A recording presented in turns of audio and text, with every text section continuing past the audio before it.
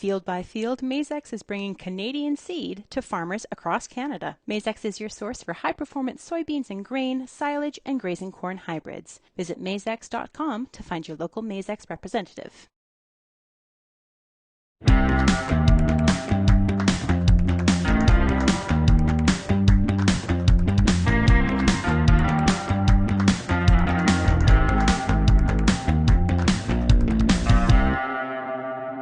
The Agronomist is brought to you by Farming Forward, The Wheat School, and RealAg Radio. Real Agriculture's RealAg Radio is Canada's only daily one-hour agricultural radio show broadcast across North America on Rural Radio, Channel 147, Sirius XM. Hosted by Sean Haney, the show airs weekdays 4:30 Eastern across Canada and the U.S. and is rebroadcast the next day at 7 a.m. Listen live on Rural Radio 147 or check out the podcast wherever you get your audio and download past episodes at realagriculture.com/radio.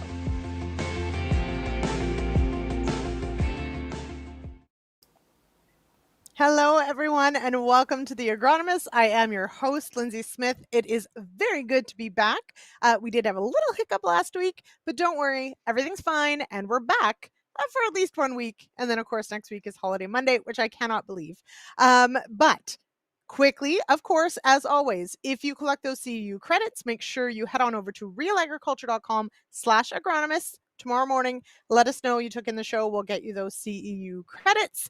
And hey, I am pretty excited about this conversation. So we are going to talk about drones. We're going to talk about their applications, what's allowed, what's not, and all the amazing things we can do with this piece of technology. So I will put it out there, everybody.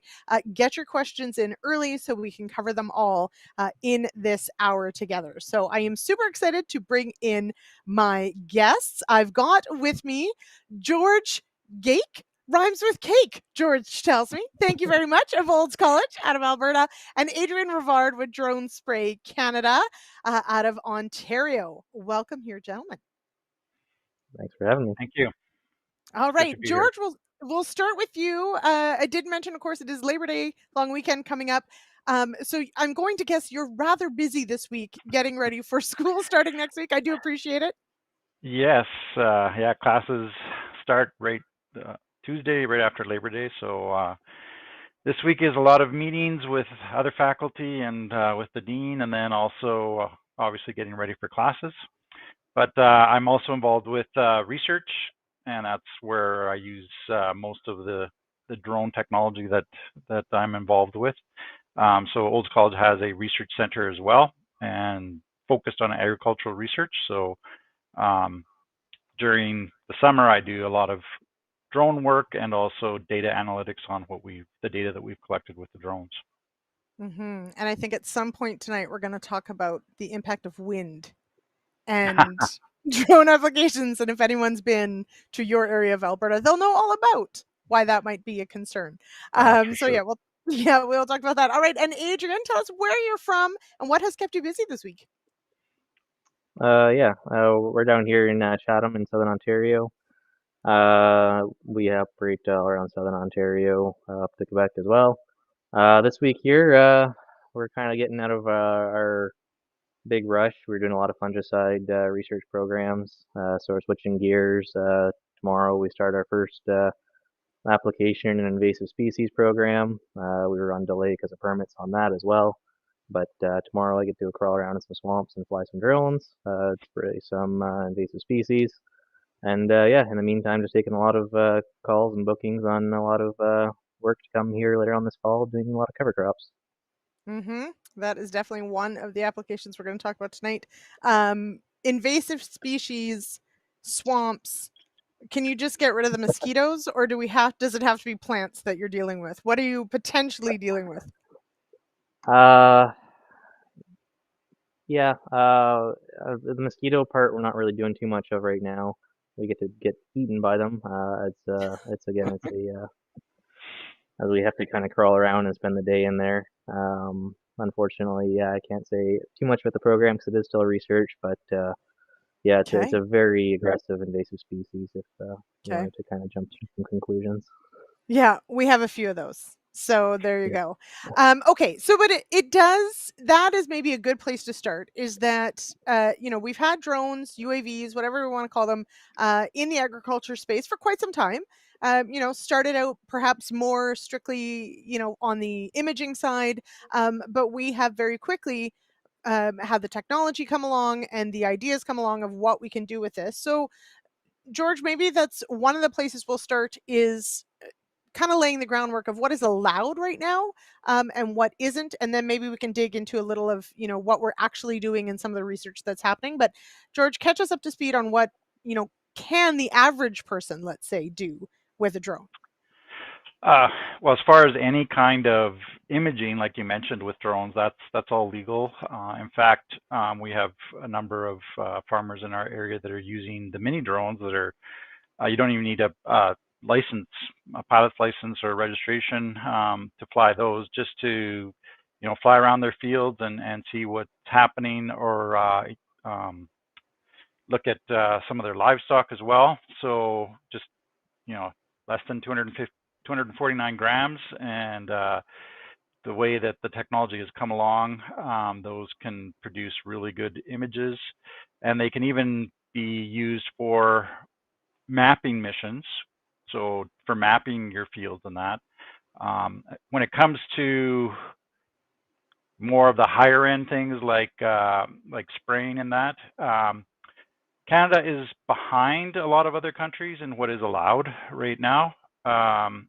And the holdup is really with one of the departments or one of the branches of Health Canada. So with the Pest Management Regulatory Association or agency, they're the ones that write on the labels of chemicals of what you can do with them and that. And so when it comes to spraying chemicals from a drone, that is not legal yet. So pesticides and that are not legal. You can do research into that, and you can spray water as an example to figure out droplet patterns and that kind of stuff. But the rest of it is not. There is one fungicide that has been approved already. Another one, though, that I know Adrian has mentioned just before the show that they do a lot is seeding. Seeding is legal, and there's a lot of that being done. Even I saw the other day a video of people using it for actual reforestation. So not just seeding crops, but firing little pellets of spruce seeds and that down into the ground over areas that have either been logged or where there's been forest fires. So that's kind of pretty cool. Like you say, the technology has really come along, and there's lots of capabilities in that regard. Of course, that puts poor tree planters out of a job. Just kidding. If anyone has ever done tree planting, you'll know it's not a very fun one. It's not a great job.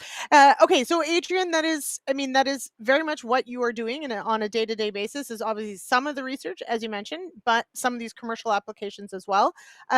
So this is still relatively new as far as the seeding aspect, perhaps doing some fertility treatments, these sorts of things. But what would you say has been sort of the adoption rate, or at least the interest from the phone calls you're getting, those sorts of things, of using a drone to do some seeding applications?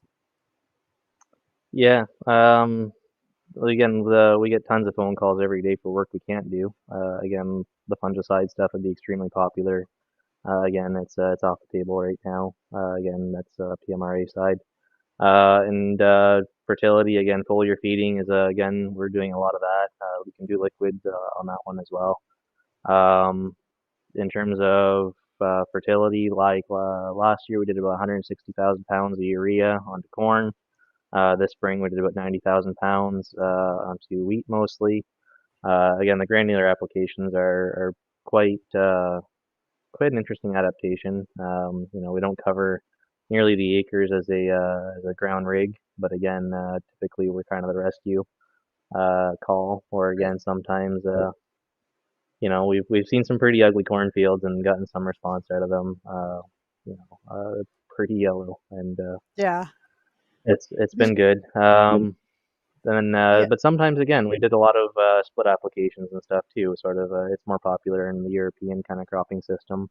They'll go out and top dress or do multiple urea applications on their wheat. That sort of program is becoming more accessible with the drones. Again, we can go out when you wouldn't even dare put a ground machine in a field Yeah. in March, April, and get a first, about 100 pounds of urea out sort of thing, and keep that crop kind of moving along. Mhm. That's really had a lot of interest, and again, we've done tons of that. Same thing on the cover crops, getting an early jump in the fall here, and Yeah. getting things established. Again, a lot of grazing, people trying to open up that window, get in behind some corn, and hopefully there's enough there to get some cattle on it or something. Mhm. George, Adrian brings up a good point about trafficability potentially of a field at different times of year. Is that a question that comes up as far as the application of when you would choose a drone over perhaps some other way of putting, let's say, fertilizer on, etc.? For sure. You know, especially in fields where you've got like wet areas when you go out seeding, you don't want to get in there with ground equipment, but you also don't want to leave it. It's going to get weeds coming up as it dries out and that. So that's a really good application for for a drone to go out there and do seeding on that. And I think as we see some of these other like pesticides and that being allowed, the same thing will apply in there when you've got either time of year making it difficult to get out there with land equipment, or just heavy rain or something like that is stopping you. Mhm. Drones really have a part to play then in that. Mhm. So Peter, that sort of leads on to your statement, Adrian, about the rescue treatment, or this is a really good tool when things may be too wet. And so the question is about scalability, right? So I look over your shoulder, and that looks like a pretty large piece of equipment there for a drone over your shoulder. At the same time, though, when we've got Pete says, with a 120-foot boom, a 1,600-gallon tank, it's a lot of acres to cover in a day. Do you see, drones replacing sprayers or as a complement to spraying? No, I don't think that everyone should put their sprayers up for sale right now. Again, it's not going to be a direct replacement. There's a huge amount of work that, again, we work with a lot of very smart people in terms of deposition and pattern testing. Jason DeVoe was actually texting me I was like, what's going on? But anyways, I make him scratch his head a lot as to where the spray is going. Yeah. Um, Again, if you do something like a pre-emerge or something, you can get a very nice, consistent spray with a field sprayer. And right now, we're not seeing that quality of spray out of the spray drones. Again, streaking, a lot of questions that we really have to kind of address with the drones. And a lot of the difficulty is every uh, year, it seems like there's a new drone, new flagship, and Right. again, there's a T40 behind me. There's T50s out now. Right. Again, a lot of the work we do is T30s with hydraulic nozzles. You just completely change the fluid delivery, and that really changes things a whole bunch. Um, Mhm. Productivity again, the rates on the liquid, we're not necessarily going to always see the same carrier rates, and that's where again a lot of the difficulties come into question. Again, PMRA has a huge task to get these products approved, um, and a lot of them aren't necessarily built to work at the carrier rates a drone wants to go to. Again, in the U.S., China, a lot of the countries, they want to spray at 2 gallons an acre or less. Well, they're just a contact product can't work that way. That's not, Mhm. again, to take a page out of Jason's book, if we have 100 people in one pizza, well, there's not enough pizzas to go around. So